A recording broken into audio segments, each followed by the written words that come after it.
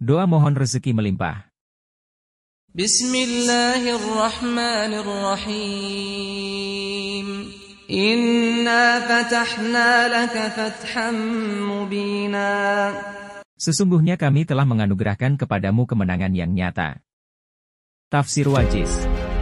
Sungguh, kami telah memberikan kepadamu kemenangan yang nyata yang tidak ada keraguan sedikitpun tentang kemenangan itu. Tafsir Tahlili. Para ahli tafsir berbeda pendapat tentang maksud dari kata kemenangan, fath, dalam ayat ini. Sebagian mereka berpendapat penaklukan Mekah. Ada yang berpendapat penaklukan negeri-negeri yang waktu itu berada di bawah kekuasaan bangsa Romawi, dan ada pula yang berpendapat perdamaian Hudaybiyah. Kebanyakan ahli tafsir mengikuti pendapat terakhir ini. Di antaranya ialah 1. Menurut pendapat Ibnu Abbas, kemenangan dalam ayat ini adalah perdamaian Hudaybiyah karena perdamaian itu menjadi sebab terjadinya penaklukan Mekah. 2. Diriwayatkan dari Ibnu Mas'ud bahwa ia berkata, kalian berpendapat bahwa yang dimaksud dengan kemenangan dalam ayat ini ialah penaklukan Mekah, sedangkan kami berpendapat perdamaian Hudaybiyah. Pada riwayat yang lain diterangkan bahwa surah Al-Fath ini diturunkan pada suatu tempat yang terletak antara Mekah dan Madinah, setelah terjadi perdamaian Hudaybiyah, mulai dari permulaan sampai akhir surah. 3. Az-Zuhri mengatakan, tidak ada kemenangan yang lebih besar daripada kemenangan yang ditimbulkan oleh perdamaian Hudaybiyah dalam sejarah penyebaran agama Islam pada masa Rasulullah. Sejak terjadinya perdamaian itu, terjadilah hubungan yang langsung antara orang-orang Muslim dan orang-orang musyrik Mekah. Orang Muslim dapat menginjak kembali kampung halaman dan bertemu dengan keluarga mereka yang telah lama ditinggalkan.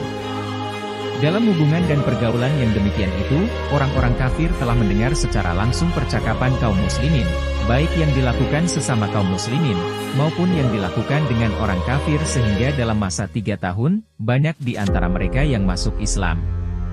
Demikianlah proses itu berlangsung sampai saat penaklukan Mekah, kaum muslimin dapat memasuki kota itu tanpa pertumpahan darah. Hudaybiyah adalah nama sebuah desa, kira-kira 30 km di sebelah barat kota Mekah. Nama itu berasal dari nama sebuah perigi yang ada di desa tersebut.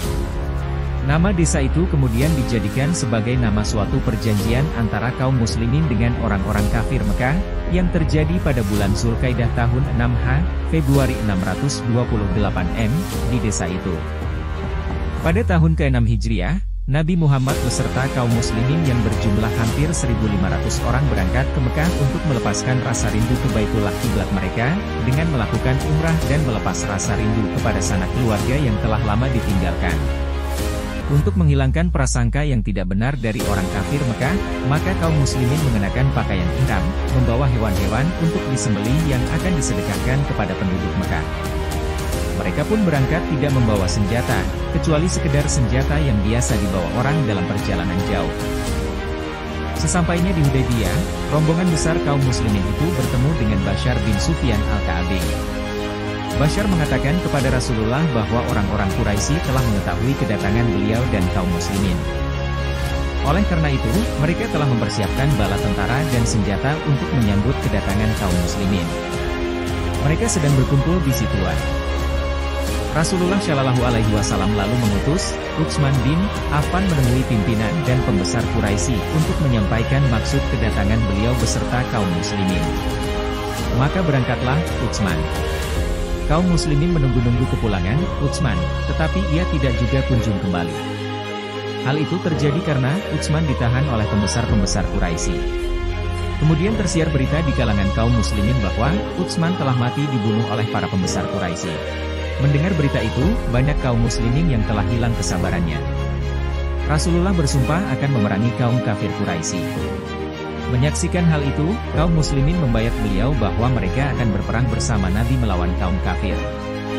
Hanya satu orang yang tidak membayat, yaitu Jad bin Qais al-Ansari. Bayat para sahabat itu diridai Allah sebagaimana disebutkan dalam ayat 18 surah ini. Oleh karena itu, bayat itu disebut Bayatur Ridwan yang berarti, bayat yang diridai. Bayatur Ridwan menggetarkan hati orang musyrik Mekah karena takut kaum muslimin akan menuntut balas bagi kematian Utsman, sebagaimana yang mereka duga. Oleh karena itu, mereka mengirimkan utusan yang menyatakan bahwa berita tentang pembunuhan Utsman itu tidak benar dan mereka datang untuk berunding dengan Rasulullah Shallallahu Alaihi Wasallam.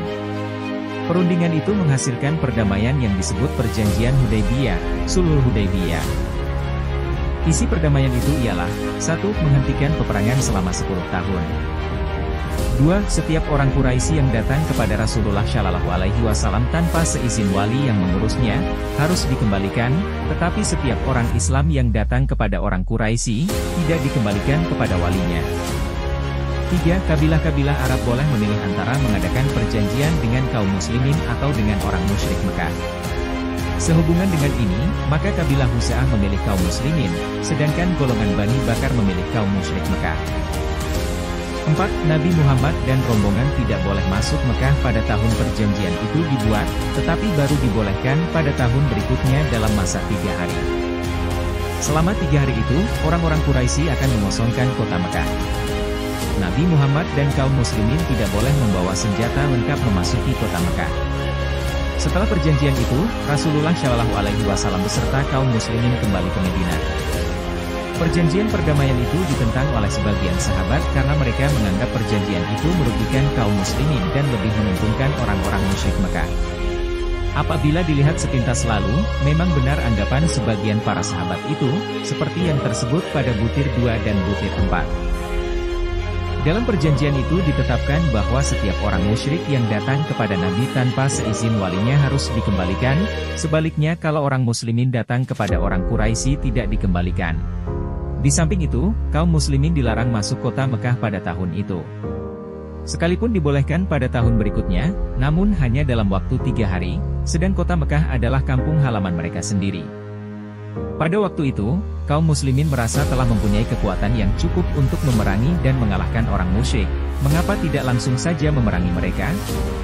Lain halnya dengan Rasulullah Shallallahu Alaihi Wasallam dan para sahabat yang lain, yang memandangnya dari segi politik dan mempunyai pandangan yang jauh ke depan. Sesuai dengan ilham dari Allah, beliau yakin bahwa perjanjian itu akan merupakan titik pangkal kemenangan yang akan diperoleh kaum muslimin pada masa yang akan datang. Sekalipun butir 2 dan 4 di perjanjian itu seakan-akan merugikan kaum muslimin, beliau yakin tidak akan ada kaum muslimin yang menjadi kafir kembali, karena telah banyak mendapat ujian dari Tuhan. Keyakinan beliau tergambar dalam sikap beliau setelah terjadi perjanjian. Jika dipelajari, maka apa yang diyakini oleh Rasulullah Shallallahu Alaihi Wasallam dapat dipahami, di antaranya ialah 1. Dengan adanya perjanjian Hudaybiyah, berarti orang-orang musyrik Mekah secara tidak langsung telah mengaku secara de facto pemerintahan kaum muslimin di Madinah. Selama ini, mereka menyatakan bahwa Nabi dan kaum muslimin tidak lebih dari sekelompok pemberontak yang ingin memaksakan kehendaknya kepada mereka. 2. Dengan dibolehkannya Rasulullah Shallallahu Alaihi Wasallam bersama kaum muslimin memasuki kota Mekah pada tahun yang akan datang untuk melaksanakan ibadah di sekitar Ka'bah, terkandung pengertian bahwa orang musyrik Mekah telah mengakui agama Islam sebagai agama yang berhak menggunakan Ka'bah sebagai rumah ibadah. Hal ini juga berarti mereka telah mengakui agama Islam sebagai salah satu dari agama yang ada di dunia. 3. Dengan terjadinya perjanjian itu, berarti kaum muslimin telah memperoleh jaminan keamanan dari orang-orang musyrik Mekah. Hal ini memungkinkan mereka menyusun dan membina masyarakat Islam dan melakukan dakwah Islamiyah ke seluruh penjuru tanah Arab, tanpa mendapat gangguan dari orang-orang musyrik Mekah. Selama ini, setiap usaha Rasulullah Shallallahu Alaihi Wasallam selalu mendapat rintangan dan gangguan dari mereka. Sejak itu pula, Rasulullah dapat mengirim surat untuk mengajak raja-raja yang berada di kawasan Jazirah Arab dan sekitarnya untuk masuk Islam, seperti Kisra Persia, Mukaukis dari Mesir, Heraklius Kaisar Romawi, Raja Ghassan, pembesar-pembesar Yaman, Raja Najasyi, Negus, dari Ethiopia dan sebagainya. Pada tahun ke-8 Hijriah, orang Quraisy menyerang Bani Huza'ah, sekutu kaum muslimin. Dalam perjanjian Hudaybiyah disebutkan bahwa penyerangan kepada salah satu dari sekutu kaum muslimin berarti penyerangan kepada kaum muslimin. Hal ini berarti bahwa pihak yang menyerang telah melanggar secara sepihak perjanjian yang telah dibuat. Oleh karena itu, pada tahun ke-8 Hijriah tanggal 10 Ramadan, berangkatlah Rasulullah bersama 10.000 kaum muslimin menuju Mekah. Setelah mendengar kedatangan kaum muslimin dalam jumlah yang demikian besar, Maka orang-orang Quraisy menjadi gentar dan takut, sehingga Abu Sufyan, pemimpin Quraisy waktu itu, segera menemui Rasulullah di luar kota Mekah. Ia menyatakan kepada Rasulullah Shallallahu Alaihi Wasallam bahwa ia dan seluruh kaumnya menyerahkan diri kepada beliau dan ia sendiri menyatakan masuk Islam saat itu juga. Dengan pernyataan Abu Sufyan itu, maka Rasulullah Shallallahu Alaihi Wasallam bersama kaum muslimin memasuki kota Mekah dengan suasana aman, damai, dan tentram, tanpa pertumpahan darah.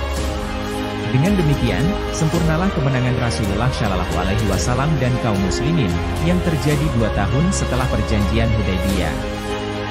Sejak itu, agama Islam tersebar dengan mudah ke segala penjuru Jazirah Arab. Pemerintahan Islam mulai melebarkan sayap ke daerah yang dikuasai oleh negara besar pada waktu itu, seperti daerah kerajaan Romawi dan kerajaan Persia.